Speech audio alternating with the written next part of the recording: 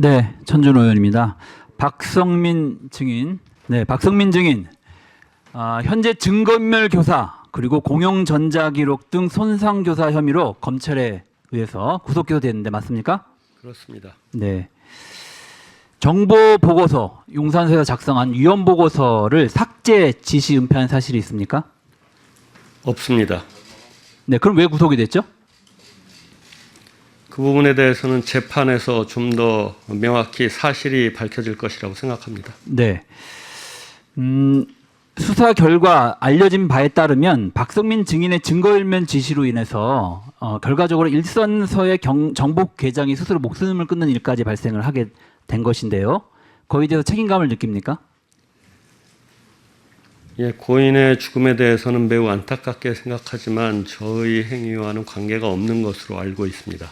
그러면 그 증인은 김진호 용산서 정보과장한테 정보 보고서를 삭제하라고 지시한 바가 없습니까? 예, 그렇습니다. 규정에 따라 문서 관리하라고 했습니다. 네, 알겠습니다. 들어가시고요. 김진호 정보과장 나오십시오. 네. 김진호 정보과장은 박성민 증인에게 파일을 삭제하라고 하는 지시를 받은 바 있습니까? 그 경찰관 정보 수집 처리 규정에 따라서 문서 활용 목적이 달성된 보고서는 즉시 지체해야 된다는 그 지시를 받은 적이 있습니다. 네. 할로윈데이 위헌 보고서를 작성한 용산서 정보과 직원에게 그 파일을 컴퓨터에 삭제하라고 지시한 적이 있습니까? 그 부분은 재판 과정에서 소명하도록 하겠습니다. 네. 그 과정에서 용산서 정보과장이 안타까운 선택을 하시게 됐는데요. 그에 대한 책임감 느끼고 계십니까?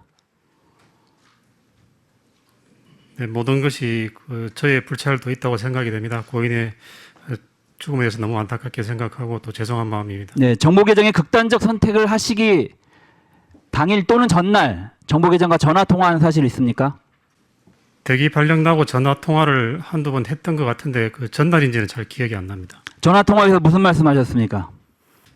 지금은 잘 기억이 안 납니다. 그때 특별한 내용은 없었던 것 같습니다. 당시 유가족들의 말에 따르면 용산서 정보계장은 윗선에서 자신에게 파일 삭제와 관련된 책임을 떠넘기려고 한다. 그래서 많이 걱정이 되고 부담이 된다. 이런 말씀을 하셨다는 이야기가 있습니다. 맞습니까? 그 부분은 아닙니다. 네, 돌아가신 분은 말씀하실 수가 없겠죠. 왜 부장이 박성민 증인이 그 김진호 증인에게 그 파일을 삭제하라고 지시한 것이라고 생각하십니까? 죄송하지만 그 부분도 재판 과정에서 소명하도록 하겠습니다. 오늘 왜 나오셨습니까? 알겠습니다. 들어가십시오. 다시 박성민 증인 앞으로 나오세요. 증인 지난 10월 31일 있었던 할로윈데이와 관련해서 할로윈데이를 앞둔 분위기 및 부담 요인이라고 하는 정보 보고서를 사전에 김광호 증인에게 보고한 사실이 있습니까? 예, 보고한 사실이 있습니다. 네, 보고에서 어떤 지침을 받았습니까? 제가 그 당시에는 코로나19 병가 기간 중이어서 직접 작성하거나 보고하지는 않고 소속 과장이 보고한 것으로 알고 있습니다. 네, 보고에서 어떤 지시가 있었습니까? 특별한 지시는 없었고 그 다음 주 월요일 날 월요 회의 시에 지시를 하신 것으로 알고 있습니다. 네. 그 조금 전에 그 과장한테 그 우리 김진호 증인에게 삭제와 관련해서 지시한 바는 없다고 말씀하셨고 이제 김진호 증인은 삭제와 관련 지시를 받은 것이 있다 이렇게 얘기를 했는데요. 어떤 것이 사실입니까? 저는 그 문서에 대해서 삭제하라고 지시한 적도 없고 그 문서를 삭제할 이유나 동기도 없는 사람입니다. 그 문서는 이미 11월 1일부터 국회에 각 의원실에 알겠습니다. 설명과 자, 그와 삭제와 관련해서 김광호 청장이 그 문건과 관련해 삭제한 지시를 한 적이 있습니까? 지시하신 적 없습니다. 네, 그렇습니다. 그 김광호 청장님이 계시니까 이런 문제가 자꾸 발생을 하는 겁니다. 말씀하신 내용은 전혀 사실과 다릅니다. 네, 수고하셨습니다. 자리로 돌아가 앉아 주십시오. 네, 다음은 장혜영 의원님 질의해 주시기 바랍니다. 서울경찰청장이 마약 범죄 예방에 이렇게 적극적인 지시를 내린 데에는 배경이 있는 걸로 보입니다. 지난 10월 5일이죠. 법무부가 보도자료를 내서 불법 체류 외국인 정부 합동 단속을 재개한다 이렇게 발표했습니다. 화면에 띄워놓았습니다. 합동 단속 실시 분야에 사회적 폐해가 큰 분야로 외국인 마약 범죄라는 분야에 대한 집중 단속이 명시되어 있습니다. 별표로 외국인 밀집 지역 등 우범 지역에 대한 순찰 활동 병행을 실시한다 이런 내용도 있습니다. 이 불법 체류 외국인 정부 합동 단속이라는 건 과거에도 있었습니다. 코로나로 미시행됐던 2020년, 21년을 제외하고 17년, 19년, 17, 18, 19년에 다 있었는데 여기서 단 한 번도 외국인 마약 범죄라고 하는 분야가 특정된 적은 없습니다. 이번 2022년에 처음 포함이 됐습니다. 그래서 법무부가 보도자료하고는 별개로 경찰청을 포함해서 관련된 5개 부처에 공문을 보내서 2022년 정부 합동 단속 계획 그리고 이 합동 단속을 위한 단속반 관할 구역 그리고 관계 부처의 지원 인력 현황을 첨부를 해서 보냈습니다. 윤희근 증인께 묻겠습니다. 정부 합동 단속 계획을 추진하기 위해서 이 관련된 관할 구역의 지방 경찰청에 업무 지시 내렸습니까? 빠르게 답해 주세요. 네, 마약 단속은 저 법무부 협조 이전에 제가 취임하면서 8월 달부터 네, 물어본 것을 독자적으로 한 답해 주세요. 겁니다. 네, 네. 저거 별도로 지시 내린 기억 없습니다. 지시하지 않았다고요? 그럼 법무부에서 내린 이 정부 합동 단속에 대해서 아무런 지시를 내리지 않았다. 이렇게 이건 한번 제가 관련 기능에 확인을 하겠습니다. 아니요 관련 네네. 기능에 확인을 하는 게 아니라 지금 네. 이게 2022년의 계획인데 아직까지도 정부에서 얘기를 했고 합동으로 한다고 발표가 됐음에도 불구하고 그것을 한 줄도 모르고 있다. 그러니까 이게 예를 들어 시도청에 어떤 식으로 지시가 됐는지는 경찰청에 간 거예요. 경찰청에 공문으로 갔던 것인데 이것에 대해서 지시를 했는지도 지금 모르겠다라고 답하고 계신 겁니까? 확인하겠습니다. 네. 제가 사실 지금 확인하세요. 네, 네. 확인해서 바로 보고 드리겠습니다. 지금 하세요. 네, 네.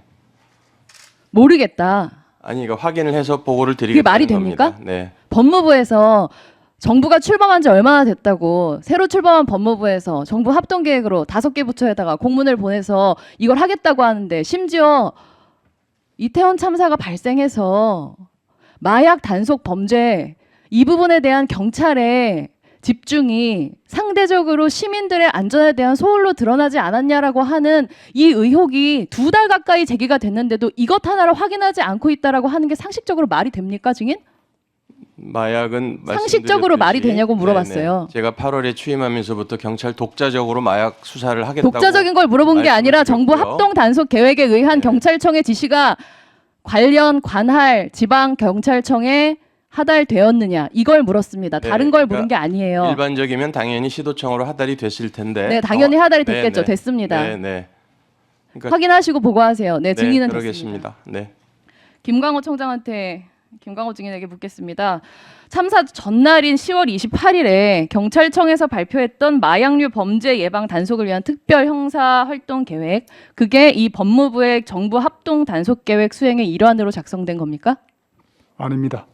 단독입니까? 네. 서울청 단독입니까? 아니면 경찰청에서 윤희근 증인이 하달한 명령대로 시행한 겁니까? 저는 일관되게 말씀드렸다시피 서울청의 마약 단속은 7월 달부터 시작을 했고 또 국정감사에서도 의원님들의 지적이 있었고 거기에 따라서 이번에 말을 길게 하실 필요가 없고 묻는 말에 대답을 네, 해주세요. 27일 정부 날 합동 단속 계획과 별개로 저는- 서울청 단독으로 추진한 거냐고 물었습니다. 예, 예, 그렇습니다. 아니요로 대답해 주세요. 예, 그렇습니다. 저는 예, 알겠습니다. 저는은 필요가 저런 없었고요. 공문을 본 적도 하지만 없고요. 그렇게 얘기하시는 것은 제가 보기에는 개연성에 큰 문제가 있습니다. 당장 법무부에서 이렇게 발표한 계획에 대해서 어떻게 하달이 됐는지도 모르겠다라고 얘기하는 경찰청장 그리고 법무부에서 명확하게 단 한 번도 들어간 적이 없었던 외국인 대상 마약 범죄에 대한 규정이 있었고 그 전에도 사실 매년 이태원 할로윈 때는 용산서에서 단독으로 마약에 대한 단속이 있었습니다. 그런데 처음으로 서울청에서 굉장히 대대적인 경찰 인력을 투입 예, 제가 먼저 말씀을 드리겠습니다. 마약은 다 아시는 바와 같이 우리 국내에서 정말 심각한 문제라는 얘기는 이미 언론 그다음에 일반 국민들을 통해서 누차 제기가 됐고요.